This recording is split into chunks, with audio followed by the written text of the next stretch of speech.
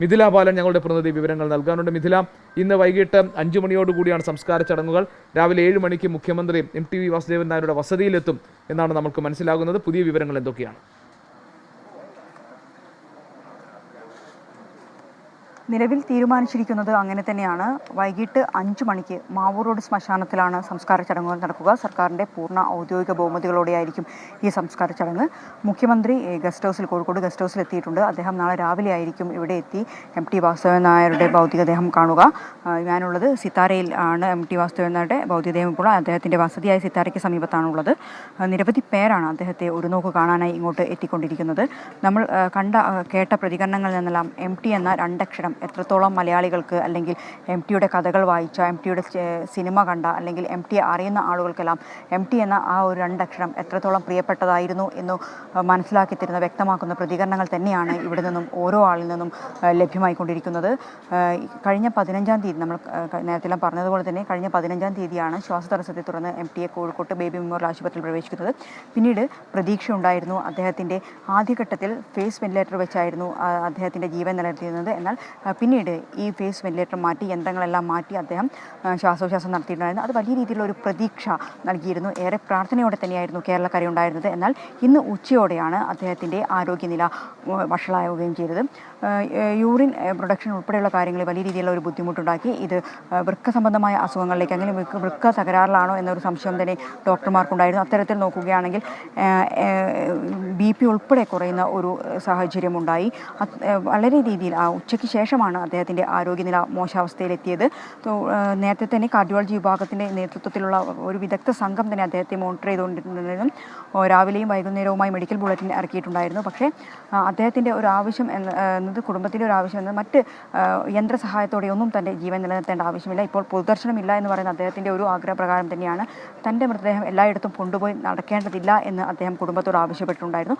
അത് പ്രകാരം തന്നെയാണ് ഇപ്പോൾ പൊതുദർശനം ഇല്ല. വീട്ടിലെത്തുന്ന ആളുകൾക്ക്, അദ്ദേഹത്തെ ഇപ്പോൾ സിത്താരയിൽ എത്തുന്ന ആളുകൾക്ക് അദ്ദേഹത്തെ ഒരു നോക്ക് കാണാനുള്ള ഒരു അവസരം നൽകുന്നുണ്ട്. അല്പസമയം മുമ്പ് AK ശശീന്ദ്രൻ എത്തി, മന്ത്രി V അബ്ദുറഹ്മാൻ എത്തി, അങ്ങനെ ഒരുപാട് പേർ അദ്ദേഹത്തെ ഒരു നോക്ക് കാണാനായി ഇവിടെ ഇപ്പോഴും എത്തിക്കൊണ്ടിരിക്കുന്നു. കഴിഞ്ഞ ആഴ്ചയെല്ലാം നമ്മൾ കണ്ടതാണ്, കോഴിക്കോട് ഈ ബേബി മെമ്മോറിയൽ ആശുപത്രിയിൽ എത്തിയിരുന്ന ആളുകളെ, അദ്ദേഹത്തെ കണ്ടും അറിഞ്ഞും കേട്ടും അറിഞ്ഞ ആളുകൾ അദ്ദേഹത്തെ കാണാനായി, ഒരു നോക്ക് കാണാനായി അങ്ങോട്ട് എത്തിയിട്ടുണ്ടായിരുന്നു. പക്ഷേ ICUവിൽ അദ്ദേഹം ആയതിനാൽ തന്നെ റെസ്ട്രിക്ഷൻ ഉണ്ടായിരുന്നു, നിയന്ത്രണം ഉണ്ടായിരുന്നു. അങ്ങനെ ആർക്കും അദ്ദേഹത്തെ കാണാൻ പറ്റിയിട്ടുണ്ടായിരുന്നില്ല. പക്ഷേ ഇന്നിപ്പോൾ അദ്ദേഹത്തിൻ്റെ ഈ മൃതദേഹം ഈ സിത്താരയിൽ എത്തിയതിനു ശേഷം നമ്മൾ കാണുകയാണ്, ഒരുപാട് ആളുകൾ അദ്ദേഹത്തെ ഒരു നോക്ക് കാണാനായി ഇങ്ങോട്ട് എത്തിയിട്ടുണ്ട്. പൊതുദർശനം ഇല്ല എന്ന് പറയുന്ന അതേ ഘട്ടത്തിൽ തന്നെ അദ്ദേഹത്തിന് വീട്ടിൽ എത്തുന്ന ആളുകൾക്ക് ഒരു നോക്ക് കാണാൻ, അദ്ദേഹത്തിൻ്റെ ചലച്ചിത്രങ്ങളിലൂടെ അറിഞ്ഞ, അദ്ദേഹത്തെ പുസ്തകങ്ങളിലൂടെ അറിഞ്ഞ, പത്രങ്ങളുടെ, അദ്ദേഹം പുസ്തകങ്ങൾ എഴുതിയിട്ടുണ്ട്. അല്ലെങ്കിൽ മാതൃഭൂമിയിൽ അദ്ദേഹം ജോലി ചെയ്യുന്ന സമയത്ത് കോഴിക്കോടിനെ സംബന്ധിച്ച് പറയുകയാണെങ്കിൽ 12-ാം വയസ്സിൽ അദ്ദേഹം ഇങ്ങോട്ട് എത്തിയിട്ടുണ്ട്. അപ്പം മുതൽ കോഴിക്കോടുമായി ഒരു അടുത്ത ബന്ധം, കോഴിക്കോട് നഗരത്തിൻ്റെ ഓരോ മുക്കുമൂലയും അദ്ദേഹത്തിന് അറിയാമായിരുന്നു. കോഴിക്കോട് അദ്ദേഹത്തിനെ സംബന്ധിച്ചിടത്തോളം വലിയൊരു സൗഹൃദ കൂട്ടായ്മ തന്നെ, വൈകുന്നേരങ്ങളെ വലിയൊരു സൗഹൃദ കൂട്ടായ്മ തന്നെ അദ്ദേഹത്തിനുണ്ടായിരുന്നു. അങ്ങനെയൊക്കെ നോക്കുമ്പോൾ MTയെ കണ്ടും അറിഞ്ഞും കേട്ടും അറിഞ്ഞ ആളുകൾ ഇങ്ങോട്ട് ഒഴുകിയെത്തുന്ന കാഴ്ചയാണ് അദ്ദേഹത്തിൻ്റെ ഭൗതികദേഹം ഇവിടെ എത്തിയ മുതൽ നമ്മൾ കണ്ടുകൊണ്ടിരിക്കുന്ന കാഴ്ച. വൈകിട്ട് 5 മണിക്കാണ് സംസ്കാര ചടങ്ങുകൾ നടക്കുക. പൂർണ്ണ ഔദ്യോഗിക ബഹുമതികളോടെയായിരിക്കും ഈ സംസ്കാര ചടങ്ങ്.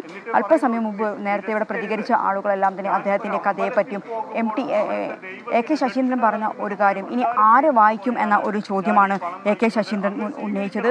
അതുപോലെ അദ്ദേഹത്തെ വായിച്ച ആളുകൾക്കെല്ലാം, അല്ലെങ്കിൽ മലയാളക്കരയ്ക്ക്, സാഹിത്യത്തിനെല്ലാം തീരാ നഷ്ടം തന്നെയാണ് MT വാസുദേവൻ നായരുടെ ഈ ഒരു വിയോഗം. MT എന്ന രണ്ടക്ഷരം, ഇനി MTക്ക് പകരം ആരും ഇല്ല എന്ന യാഥാർത്ഥ്യം കേരളക്കര ഉൾക്കൊണ്ടിരിക്കുന്നു.